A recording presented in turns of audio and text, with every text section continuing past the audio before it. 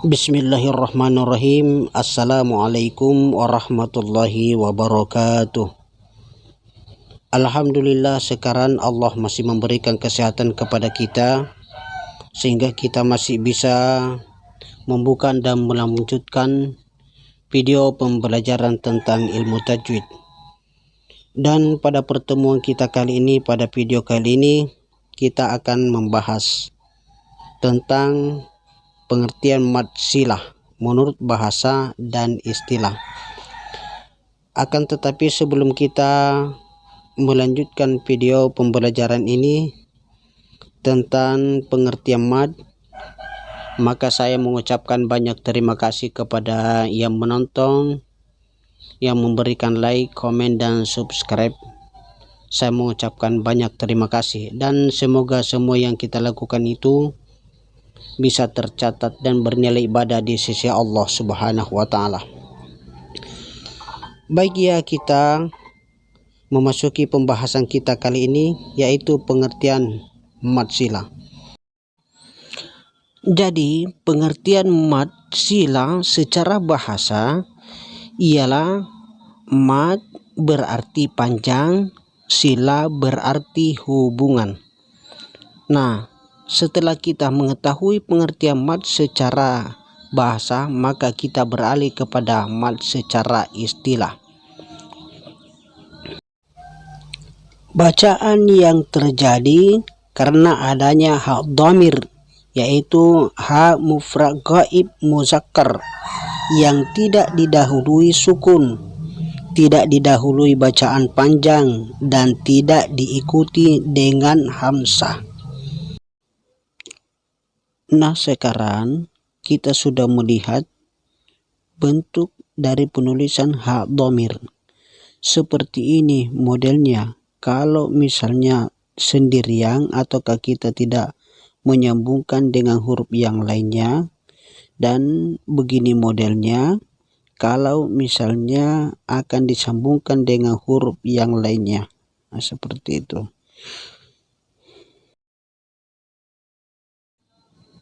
Nah, sekarang adapun syarat mad silah ialah ha dhamir yang terletak di antara dua huruf yang berharokat.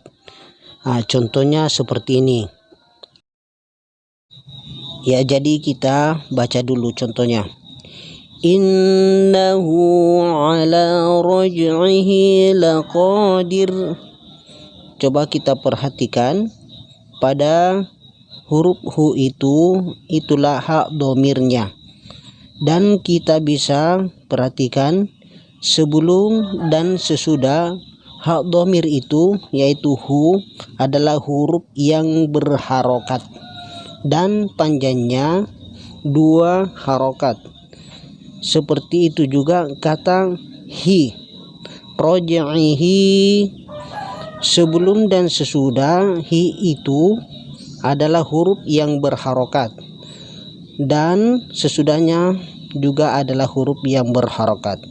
Nah, seperti itu, dan panjangnya juga 2 harokat sama dengan hu. Baik, ya, kita melanjutkan lagi pada macam-macam mad silah. Jadi mad silah itu terbagi menjadi 2. Yang pertama kita sebut dengan mad silah sughra, dan mungkin kita biasa juga mendengar mad silah qasira. Dan yang kedua adalah mad silah kubra, dan mungkin biasa kita juga dengar adalah mad silah tawilah. Baik, ya, kita beralih kepada contoh dari mad silah sughra. Jadi sekarang kita sudah melihat contohnya mad silah sughra. Jadi yang bisa kita perhatikan pada mad silah sughra ini adalah huruf yang sebelum hu adalah huruf yang berharokat, bukan huruf yang panjang ataukah huruf yang mati.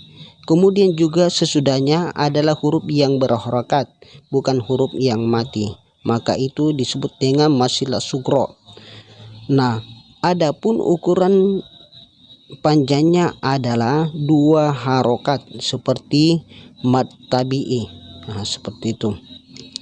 Ya, jadi kalau kita baca innahu ala raj'ihi laqadir, ya seperti tadi caranya membaca. Dan penulisan ini adalah merupakan penulisan cetakan Madinah. Dan baik ya, kita membandingkan dulu penulisan cetakan Madinah dan Al-Quran Indonesia. Mari kita lihat. Ini yang di atas adalah penulisan dari Indonesia, cetakan Indonesia, dan yang di bawah adalah penulisan Madinah. Nah, selain daripada contoh masilah sugra atau masilah qasira ini, maka kita juga bisa melihat contoh yang lain, ya seperti ini. Yang di atas cetakan penulisan di Indonesia, yang kita bisa melihat domanya itu hu, doma terbalik, ya seperti nomor 6. Sedangkan penulisan cetakan Madinah, domanya tetap, hanya saja diberikan huruf waw kecil untuk membedakan penulisan cetakan Madinah dan Indonesia. Jadi kita sudah bisa membedakan antara penulisan cetakan Madinah dan penulisan cetakan Indonesia. Jadi perlu kita juga perhatikan bahwa mad silah itu berlaku kalau misalnya kita membacanya secara wasal, kita sambungkan, misalnya maluhu wa ma kasab, ya. Tapi kalau misalnya kita wakaf atau berhenti, ya cukup sampai maluh, matiha, ma aghna anhu maluh. Nah, begitu, bukan maluhu, tidak seperti itu. Ya, baik ya, kita lanjut lagi. Nah, sekarang perlu kita perhatikan bahwa tidak ada mad atau tidak dibaca panjang hu atau hi tersebut apabila sebelum hu atau hi ini atau ha dhamir itu ada huruf yang sukun atau huruf yang panjang sebelumnya.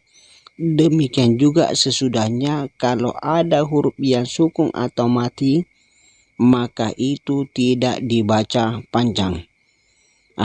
Contohnya sebagai berikut. Nah, di sini kita bisa melihat hak domirnya itu yang berbaris kasrah.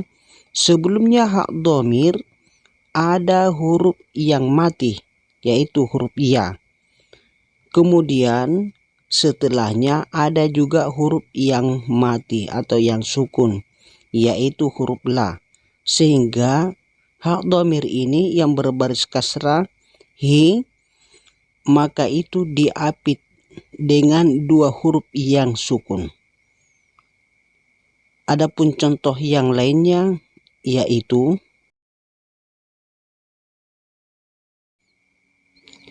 ya'lamhullah.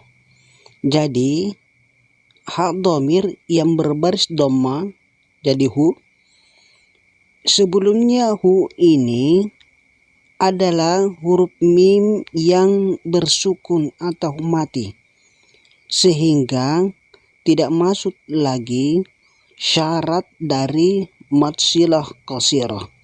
Demikian juga sesudahnya.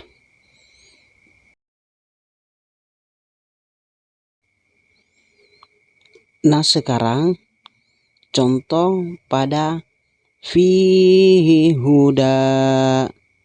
Sebelum hi ada lagi huruf yang bersukun, yaitu huruf ya, sehingga hi tidak dibaca panjang lagi. Baik ya, kita lanjut lagi pada contoh berikutnya, yaitu ismuhul masih. Kata ismuhul pada hu itu sesudahnya ada huruf yang bersukun atau huruf yang mati, sehingga hu tidak dibaca panjang lagi. Nah, sesudah itu kita lanjut lagi pada contoh berikutnya.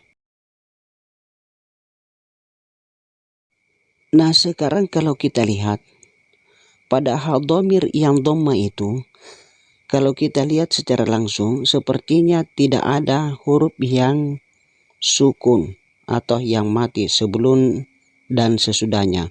Tapi di situ ada tasdid. Nah, pada tasdid itu sebenarnya ada dua huruf. Ada yang sukun, huruf yang sukun pertama, dan huruf yang kedua adalah huruf yang hidup. Sehingga kalau dibacanya maka tidak dipanjangkan menjadi kursiyuhus samawati. Nah, seperti itu. Baik ya, kita lanjut lagi pada contoh hak dhamir yang mati atau sukun, yaitu fa'alqih ilaihim.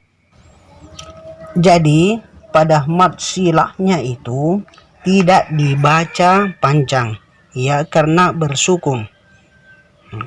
Jadi harus dibaca sukun baik berhenti ataupun lanjut. Maka kita harus membacanya dengan sukun. Jadi saya kira demikian penjelasan tentang mad sila sugra ataukah mad sila qasira yang biasa kita dengar. Dan mengenai penjelasan ini belum cukup sampai di sini, dan masih ada lagi lanjutan penjelasannya, yaitu pengecualian dari mad sila qasira. Jadi ada pengecualiannya. Jadi saya kira demikian penjelasan ini, mudah-mudahan bermanfaat bagi kita semua, dan saya mohon maaf atas segala kesalahan dan kekeliruan yang terdapat dalam penjelasan saya. Dan semuanya kebenaran penjelasan ini semuanya itu datangnya dari Allah Subhanahu wa taala, Tuhan yang tidak pernah salah. Saya kira demikian. Wassalamualaikum warahmatullahi wabarakatuh.